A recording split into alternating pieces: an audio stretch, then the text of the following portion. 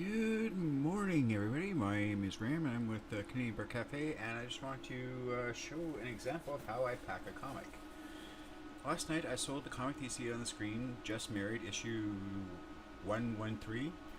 So that's this comic right here.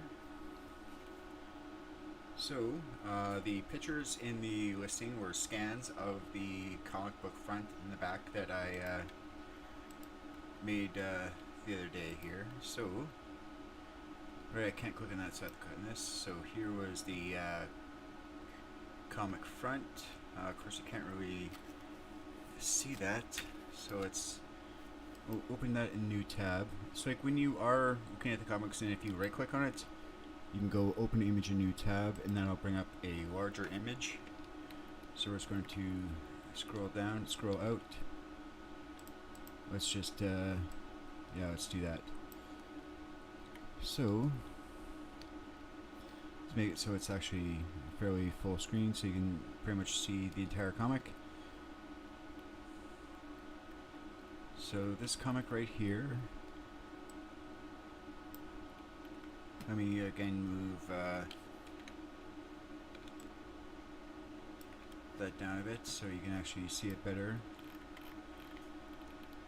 So obviously it does have a few flaws,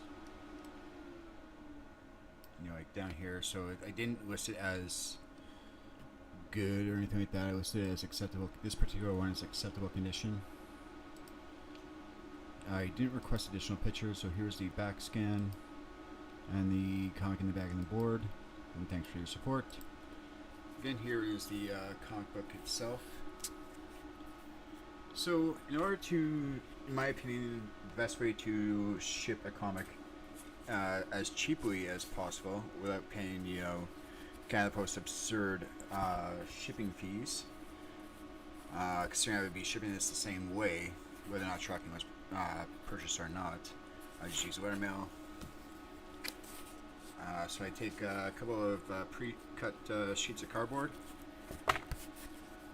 take the comic book, put a sheet of cardboard on the top, second sheet I put on the bottom, and I'm going to have to put some tape onto my tape gun here, so give me a quick second. I guess I should have done this before I started a live stream, but at least now you can see everything I'm actually doing here. Assuming I can get this plastic off the this roll of tape.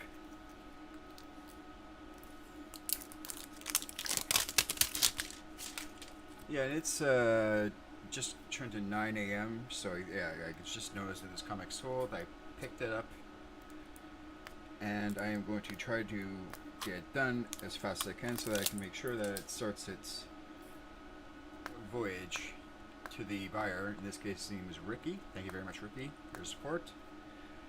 And I'm going to try to get this out as fast as I can, especially since I have to go to Canada Post and drop off a few other items. Like I sold the other item I sold was a internal hard drive bay for what's it, 5 3.5-inch drives in 3 5.25-inch bays, I think was the size of the device, but it holds a bunch of hard drives. It's meant to be stored internally inside of a computer. So why can't I get this, start this roll?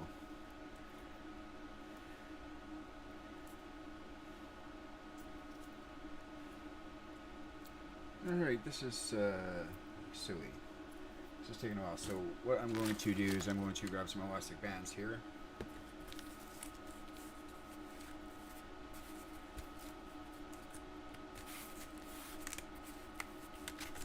And I'm just going to use the elastic band to hold that in place for now, while I try to get this roll of tape to actually play nice.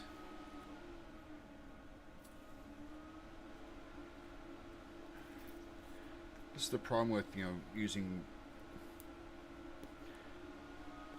tape that you buy from the dollar store. It's not always as good as, say, you know, buying a roll of tape from the say like local Staples or other business type stores. or even from a shipping supply company. So we're just going to try our best to make do with what we got. The reason why I add 2 sheets of cardboard to the front and the back of comic, even though it's already bagged and boarded, is just to provide a little bit more structural support during shipping, as well as more padding during shipping, and to do my part to make sure that it's less chance of this item actually getting damaged during shipping. Because I try to pack all items the same way that I personally find acceptable to ship. So, alright, finally got that tape. Here it goes. Ooh, so let's grab my trusty tape gun.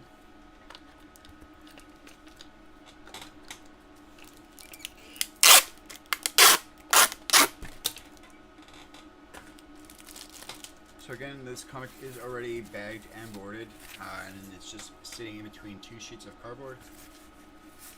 And just to make sure that this cardboard stays where I want it to actually stay, we're just going to take a couple sheets of, couple little things of tape.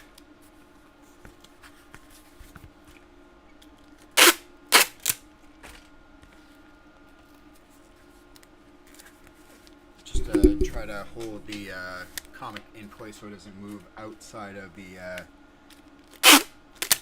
cardboard area that's been that's going to offer the protection.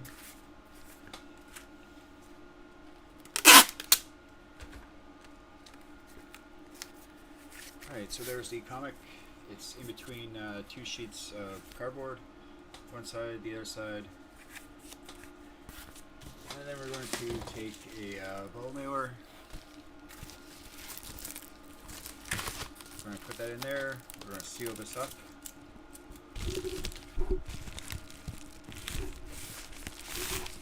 And for sanity's sakes, we're just going to grab our trusty Canada Post device to make sure this can be shipped as oversized mail. And it can. So, well, obviously next step is to grab the pre-printed label that I made, and we're going to put that onto the front of this package, and we're going to ship this out to Ricky. So Ricky, thank you very much. I hope you enjoyed this Just Married issue 113 comic. If you have any questions, feel free to reach out to me, but this is just how your comic was packed. Anyway, thanks again. I wish you all the best, and that's just a quick example of how I'm shipping out how I ship out comic books. I do the same thing even for like mid-sized comics, as well as any other comic that might sell. Whether it be, say, like Firestorm, not including this particular one. We got a bunch of Firestorms here, and we also got a bunch of Airboy, which I also have to pack up for some other orders here. So I'm going to get this comic weighed, put the postage on it, and then I'm going to probably put it into the mailbox before 4 o'clock on Monday. Since today is Saturday, there's no point in going to Canada Post because nothing will be shipped out today. But if I have to, probably will go down to Canada Post later today, just because I do have another larger package which I have to ship out as well. That one weighs like 3 or 4 pounds, or 3 or 4 kilograms. Anyway, thanks for watching. I'm just going to try to get more items listed to eBay and hopefully sell some more stuff. But for now, the only thing I sold last night was this one comic book. Anyway, thanks again, Ricky. Enjoy.